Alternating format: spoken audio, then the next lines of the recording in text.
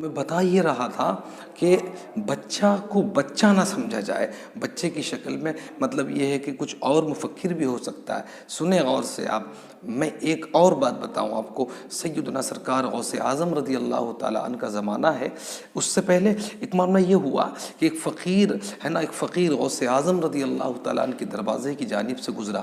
غوث اعظم کی امی گھر میں صفائی کر رہی ہیں، جھاڑو لگا رہی ہیں، کوڑا سمیٹ رہی ہیں۔ غوث اعظم رضی اللہ تعالیٰ عنہ کی والدہ ہیں، رضی اللہ عنہ کی والدہ ہیں۔ فقیر دروازے پہ آیا، اس نے سوچا کہ خاتون ہیں، پردہ پوش ہیں، سلام کیا جائے۔ اس فقیر نے غوث اعظم کی امی کو سلام کیا، اسے یہ معلوم نہ تھا کہ یہ کون خاتون ہے۔ سلام کیا غوث اعظم کی والدہ کو، تو غوث اعظم رضی اللہ تعالیٰ عنہ کی والدہ نے، امی جان نے سلام کا جواب تو دیا مگر آہستہ سے دیا۔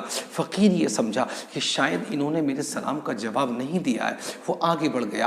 اب کچھ دن بیتے، ایک دن یا 2 دن نہیں، 10 دن یا 20 دن نہیں، 40 دن یا 50 دن نہیں، بلکہ 6 سال بیت گئے۔ 6 سال کے بعد پھر یہ فقیر اسی دروازے سے آیا، اسی راستے سے آیا، اسی دروازے سے گزرنے کی اس نے کوشش اور سعی کی۔ اللہ اکبر! اس نے کیا دیکھا کہ آج اس دروازے پہ ایک بچہ کھڑا ہوا ہے، اور وہ بچہ دروازے کے بازو سے اپنا بازو کا سہارا دے کر کھڑا ہوا ہے۔ اسے معلوم نہیں تھا کہ یہ بچہ کون ہے، یہ دیکھنے میں بچہ ہے، حقیقت سے باقی وہ بھی نہیں تھا۔ اسے معلوم نہیں تھا کہ یہ ولیوں کے سردار کھڑے ہیں۔ 6 سال کی عمر ہے غوث اعظم رضی اللہ تعالیٰ عنہ کی۔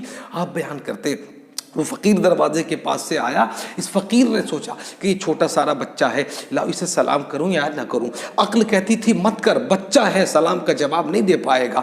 دل کہتا تھا سلام کر دے، کم سے کم مصطفیٰ کی سنت تو عمل ہو جائے، سنت پہ تو عمل ہو جائے گا، کم از کم طریقہ مصطفیٰ تو زندہ ہو جائے گا۔ دل یہ کہتا تھا کہ سلام کر، عقل یہ کہتی تھی کہ سلام مت کر۔ شش و پنج میں پڑا رہا، آگے بڑھتا رہا، آگے بڑھتا رہا۔ جب غوث اعظم کے بالکل نزدیک آیا تو اس نے غوث اعظم کے پاس آنے کے بعد غوث اعظم کو سلام کرنے کی کوشش کی اور پھر سلام کیا۔ اس نے کہا السلام علیکم۔ اسے یہ امید تھی کہ یہ بچہ ہے، جواب نہیں دے پائے گا مگر ثواب تو ملے گا۔ ثواب کی نیت سے اس نے غوث اعظم کو 6 سال کا بچہ سمجھ کے سلام کیا۔ مگر قربان جاؤ غوث اعظم رضی اللہ تعالیٰ عنہ کی، جو غوث یہ فرماتے ہوں کہ میں ساری دنیا کو ایسے دیکھتا ہوں جیسے ہتھیلی پہ رائی کا دانہ رکھا ہو، تو وہ آنے والے کے دل کے ارادے کو بھی جانتے ہوں گے، آنے والے کی نیت سے بھی واقف ہوں گے۔ حضرات، غوث اعظم رضی اللہ تعالیٰ عنہ کھڑے ہیں، اس فقیر نے سلام کیا، کہا السلام علیکم۔ غوث اعظم رضی اللہ تعالیٰ عنہ نے مسکرا کے ایک سلام کا جواب 1 مرتبہ نہیں بلکہ 2 مرتبہ عطا فرمایا۔ کتنی مرتبہ؟ 2 مرتبہ عطا فرمایا۔ ارشاد فرمایا وعلیکم السلام، وعلیکم السلام۔ فقیر تعجب میں پڑ گیا، حیرت کی انتہا نہ رہی۔ اللہ، یہ معاملہ کیا ہے؟ جس بچے کی جانب سے سلام کے جواب کی ملنے کی امید نہ تھی، وہ بچہ جواب بھی دے رہا ہے، مذاق بھی کر رہا ہے۔ ارے بھائی ایک بات بتائیں، آپ کوئی آدمی اگر آپ کو سلام کرے السلام علیکم، آپ اس کو کہے وعلیکم السلام میاں وعلیکم السلام، تو آپ کیا سمجھیں کہ مذاق کر رہا ہے؟ یہ تو سمجھیں گے نا مذاق کر رہا۔ مگر شان پہ غوث اعظم کی قربان جاؤ، سبحان اللہ، غوث اعظم نے ایک سلام کا جواب 2 مرتبہ دیا۔ فقیر حیرت میں پڑ گیا، پوچھا بچے مجھے تو یہ لگتا تھا کہ شاید تم میرے سلام کا 1 مرتبہ بھی جواب نہیں دے پاؤ گے، مگر تم نے ایک سلام کے 2 جواب دیے، میں وجہ معلوم کر سکتا ہوں؟ غوث اعظم فرماتے میرے قریب آؤ، ہم تمہیں کچھ یاد دلانا چاہتے ہیں۔ اسے اب بھی یہ پتہ نہیں کہ یہ غوث اعظم ہے، سیدنا عبد القادر جیلانی ہے۔ قریب آیا، غوث اعظم فرماتے کچھ یاد کرو۔ کہا کیا؟ آپ فرماتے ہیں اب سے پہلے کبھی اس راستے سے گزر ہوا ہے؟ فقیر سوچ کے بولا ہاں، میں اس راستے سے گزرا ہوں۔ کہا جس چوکھٹ پہ آج تم نے مجھے آ کے سلام کیا، اب سے پہلے کبھی اس چوکھٹ پہ اور بھی سلام کیا ہے؟ فقیر بولا ہاں، سلام کیا ہے۔ پھر غوث اعظم فرماتے ہیں ذرا یہ بتاؤ کہ تمہیں جواب ملا تھا؟ تو یہ پلٹ کے بولا حضور بچے جواب نہیں ملا تھا۔ غوث اعظم فرماتے میں تجھے یہی سمجھانا چاہتا ہوں، اب سے 6 سال پہلے جو تو میرے گھر پہ آیا تھا، میری ماں کو جھاڑو لگاتے دیکھا تھا، تو نے سلام کیا تھا، میری ماں نے تیرے سلام کا جواب تو دیا تھا مگر آہستہ سے دیا تھا، مگر تو یہ سمجھا کہ شاید میری ماں نے تیرے سلام کا جواب نہ دیا. سن، اگر تیری بات یہ ہے کہ ایک سلام کا جواب 2 مرتبہ کیوں دیا گیا، تو سنو، ایک جواب تو آج کے سلام کا ہے اور ایک جواب آج سے 6 سال پہلے سلام کا ہے جو تو میرے دروازے پہ کر کے گیا تھا. یہ غوث اعظم ہے، یہ غوث اعظم ہے. جب غوث اعظم ماں کے پیٹ سے اتنا ملاحظہ فرما سکتے ہیں تو جو اس غوث کا بھی نبی ہو وہ کتنا ملاحظہ فرماتا ہوگا. آپ ذرا اس کا اندازہ لگائیں. یہ غوث اعظم ہے میرے عزیز. غوث اعظم کی شان کو ذرا آپ سمجھے تو صحیح. غوث اعظم ہیں کیا؟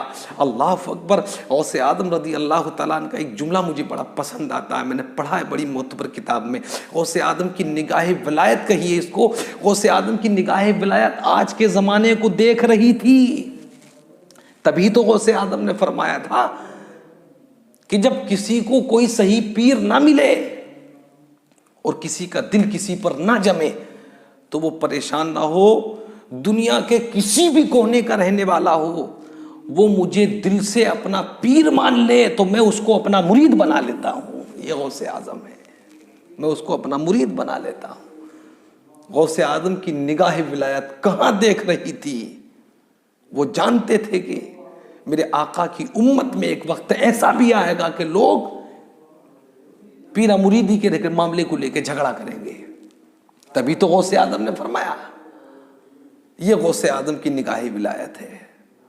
اور میں تو ایک بات کہتا ہوں، دیکھو، پیر اگر شریعت کا پابند ہے، نمازوں کا پابند ہے، شریعت مصطفیٰ کی حفاظت کرتا ہے، اصول و آئین پر نگاہ رکھتا ہے، تو وہ چاہے کسی بھی سلسلے کا پیر ہو وہ ہمارے سر کا تاج ہے.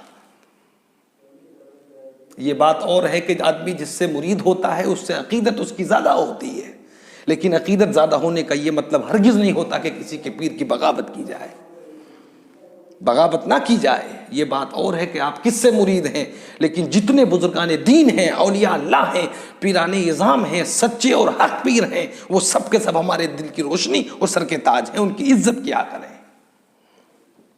میری جانب سے یہ پیغام آپ یاد رکھیں.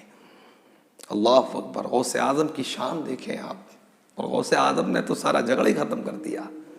غوث اعظم فرماتے ہیں جب کسی کو کوئی صحیح پیر نہ ملے، کسی کا دل کسی پہ نہ جمے تو وہ پریشان نہ ہو، وہ مجھے اپنا پیر مان لے تو میں اسے اپنا مرید بنا لیتا ہوں. سبحان اللہ. یہ غوث اعظم رضی اللہ تعالیٰ. اور سنیے غوث اعظم رضی اللہ تعالیٰ